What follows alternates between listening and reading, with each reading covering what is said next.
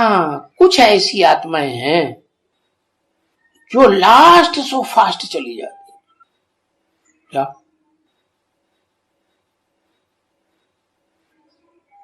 जैसे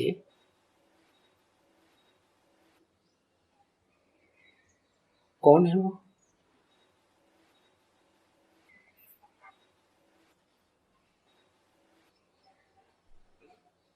लक्ष्मी नारायण लास्ट में आते हैं।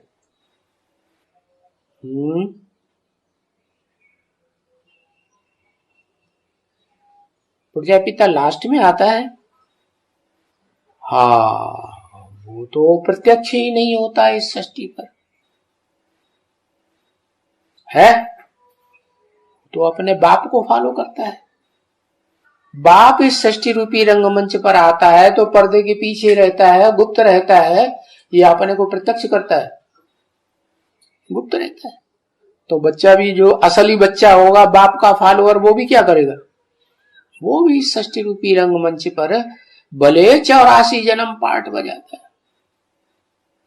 है, वीरता का पार्ट बजाएगा तो भी राणा प्रताप जैसा पार्ट बजाएगा, शिवाजी जैसा पार्ट बजाएगा। क्या?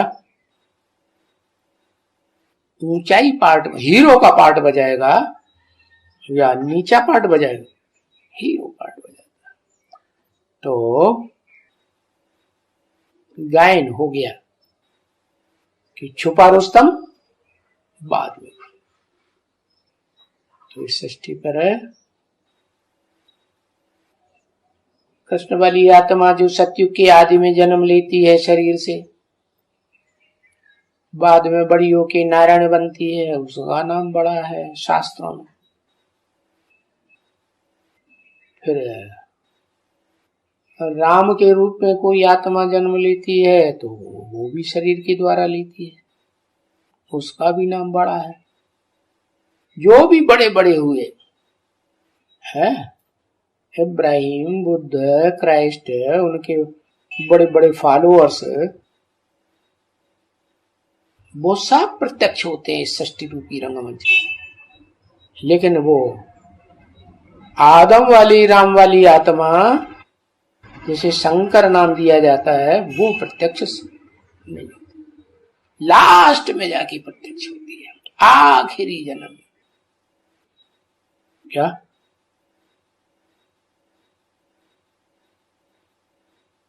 क्या? अंत के भी अंत के अंत में। कैसे बताया? 84वां जन्म भी हुआ तो उसके वानप्रस्थ अवस्था में इस सृष्टि पर सुप्रीम सोल प्रवेश करता है, लेकिन उस जन्म में भी प्रत्यक्ष नहीं होती। क्या? जिन बच्चों को जन्म देती है, क्या पहले कौन से बच्चे जन्म लेते हैं? अरे 3 तरह की आत्माएं, 3 तरह की दुनिया हो गई ना। आज भी कहते हैं ना 3 दुनियाएं हैं। कौन कौन सी 3 दुनियाएं? हाँ, एक बताइए तो। है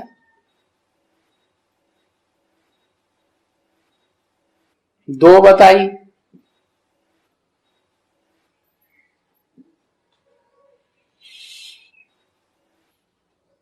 अरे दुनिया में 3 दुनिया मानी जाती हैं।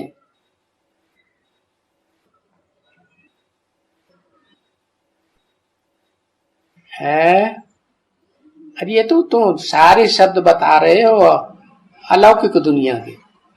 बाहर की दुनिया वाले भी 3 दुनियाएं समझते। एक न्यूट्रल देशों की दुनिया बनेगी नहीं है, 2 आपस में लड़ते हैं। क्या? पूंजीवाद की लड़ाई चलती है कि नहीं? पूंजीवादी हैं कि नहीं देश, और उनके मुकाबले वही सब अलौकिक अलौकिक शब्द बोल रहे हैं, आध्यात्मिक। हम दुनिया की बात कर रहे हैं। भौतिकवादी दुनिया समाजवादी दुनिया, और दोनों की लड़ाई चलती है जबरदस्ती। तो तीसरी दुनिया निकलती है न्यूट्रल देशों की। क्या वो जो न्यूट्रल देश है ना, वो ही वास्तव में बेहद की दुनिया जब भगवान आके बनाते हैं तो उसमें बीज रूप आत्माओं की दुनिया है।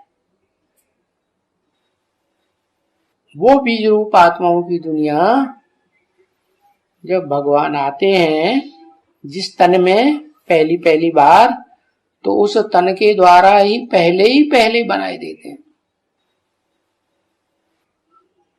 रुद्रमाला उसे कहते हैं। उसके बाद उस रुद्रमाला में भी वो रुद्रमाला का जो बीज है महारुद्र, वो नहीं प्रत्यक्ष होता है, फिर भी गुप्त रहता है।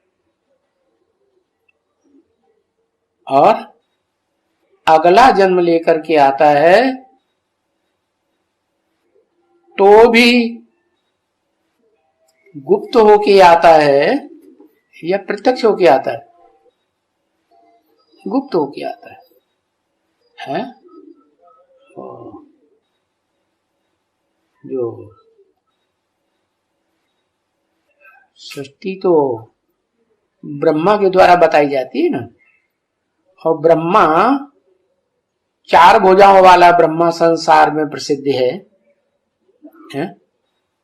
कि पांच मुखों वाला ब्रह्मा संसार में प्रसिद्ध है, क्योंकि चार भुजाओं वाले ब्रह्मा जो विष्णु बनता है चार भुजाओं का, वो चार मुख प्रसिद्ध है। तो वो चार मुखों वाला जो है वो संसार में प्रसिद्धि पाता है। तो शूटिंग पीरियड में भी क्या हुआ होगा? वो ही चार प्रत्यक्ष होते हैं, वो ही चार विष्णु के रूप दिखाई पड़ते हैं संसार वालों को पैराडाइज में। क्या उनका जो चारों का मुखिया है, चारों भुजाओं को चलाने वाला, जो चार मुख ब्रह्मा के थे वो ही ब्रह्मा से विष्णु बन गए चार भुजाओं वाले। लेकिन पांचवा मुख जो दिखाया जाता है ब्रह्मा का ऊपर की ओर, वो ऊर्ध्वगामी हो जाता है।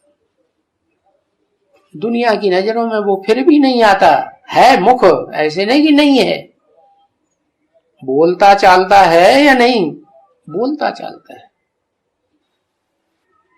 लेकिन गुप्त रह करके पार्ट बजाता है कि प्रत्यक्ष होके पार्ट बजाता है? गुप्त रह के क्यों पार्ट बजाता है? इसमें क्या फायदा?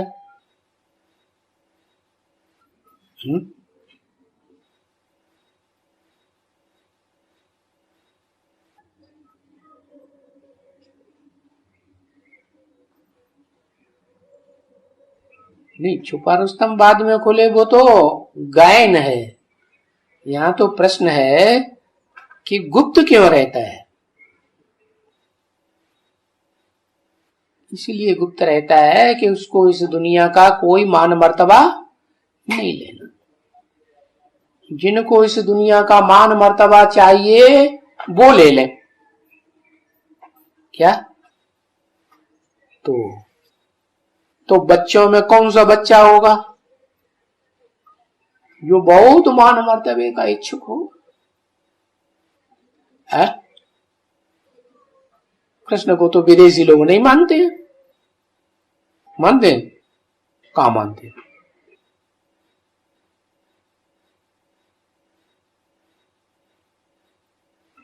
ब्रह्मा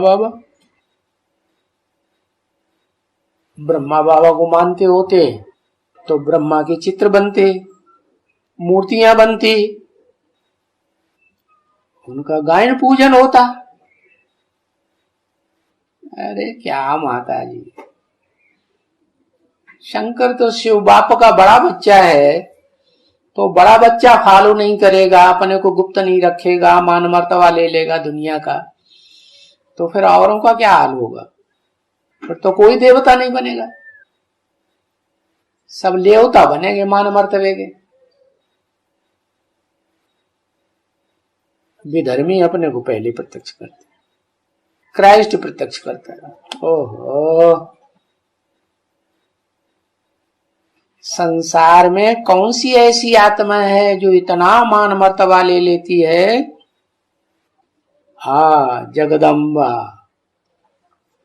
जगदम्बा माने जो सृष्टि की माँ है, जिसको इस दुनिया में जब से ये रावण की दुनिया बनी है तब से लेकर कहीं भी मान मर्तबा नहीं मिला। मिला माताओं को मान मर्तबा, जब मुखिया माता कोई नहीं मिला, जो सब माताओं की माता है, जगत की अम्बा है, उसको कोई मान मर्तबा नहीं मिला, तो दूसरी माताओं को मिलेगा? कोई माताओं को इस दुनिया में मान मर्तबा नहीं मिलता, दबा के रखा हुआ है। क्या बाप कहते हैं मैं न पूज्य बनता हूं? शिव बाप क्या कहते हैं? जो सबका बाप है, जिसका कोई बाप नहीं, वो कहते हैं न मैं पूज्य बनता हूं न पुजारी बनता हूं। तो उसका जो बड़ा बच्चा होगा, जिसका नाम शिव के साथ जोड़ा जाता है, वो फॉलो करेगा कि नहीं? क्या क्या फॉलो करेगा? है किस बात में फॉलो करेगा?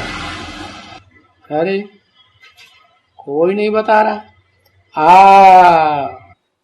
वो भी अपने बाप की तरह, जैसे बाप इस सृष्टि पर आता तो है, साकारी तो बनता है, लेकिन फिर निराकार ही बन के रहता है। निराकारी, निरहंकारी, निर्विकारी।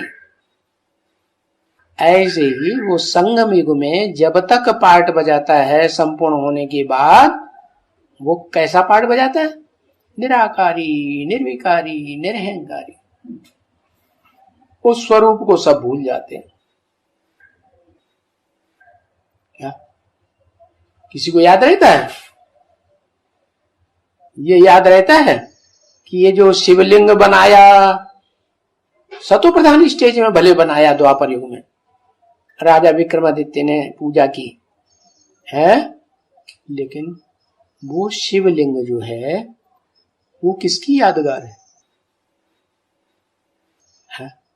ऊपर वाले की यादगार है या नीचे वाले की यादगार है? नीचे वाले की यादगार है। ये दुनिया जानती है क्या? है निराकारी स्टेज जिस पुरुषार्थी ने, जिस पुरुषार्थी बच्चे ने, बड़े पुरुषार्थी बच्चे ने निराकारी स्टेज बनाई है, 100% उसकी यादगार है। देखो लोग पूजते हैं, मान्यता देते हैं, यादगार इतने लिंग बनाए हैं दुनिया में। दुनिया में जहां जहां खुदाइयां हुई हैं, वो लिंग मूर्तियां लिंग सबसे जास्ती तादाद में, लेकिन जानता कोई नहीं, तो अपने को गुप्त रखा, तब ऐसा हुआ कि कैसा हुआ? गुप्त।